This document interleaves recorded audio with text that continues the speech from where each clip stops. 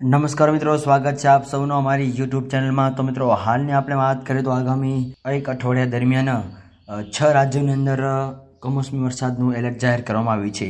જેની અંદર મિત્રો આપણે હાલની વાત કરીએ તો ટુડે વેધર ફોરકાસ્ટની વાત કરીએ તો હજી શિયાળો પૂરેપૂરો ગયો નથી। એવામાં મિત્રો હજુ પણ સવારના અને સાંજ સમય દરમિયાન અમુક અંશે ઠંડી જોવા મળી રહી છે। આ સાથે સાથે હવે શિયાળાની વિદાય બાદ ચોમાસું ઉનાળો ભારે ગરમી પડી શકવાની પણ હાલ શક્યતાઓ વ્યક્ત કરવામાં આવી રહી છે।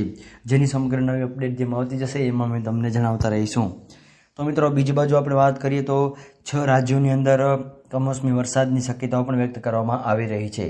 આ ઉપરાંત IMDના જણાવ્યા અનુસાર આગામી 7 દિવસોની અંદર ઉત્તર પશ્ચિમ ભારતના મેદાની વિસ્તારોની અંદર મહત્તમ તાપમાન 3 થી 5 ડિગ્રી સેલ્સિયસ વધવાની પણ શક્યતાઓ હાલ વ્યક્ત કરવામાં આવી રહી છે।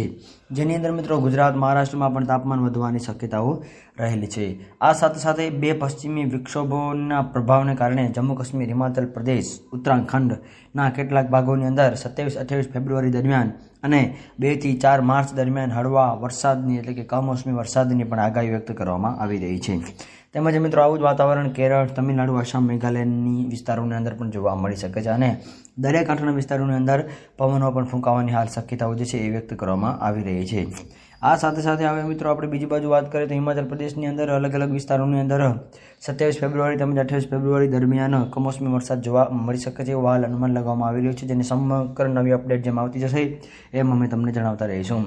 તો મિત્રો, આગામી 24 કલાકની જો આપણે વાત કરીએ તો હવામાન શુષ્ક રહેવાની પણ સંભાવના વ્યક્ત કરવામાં આવી રહી છે।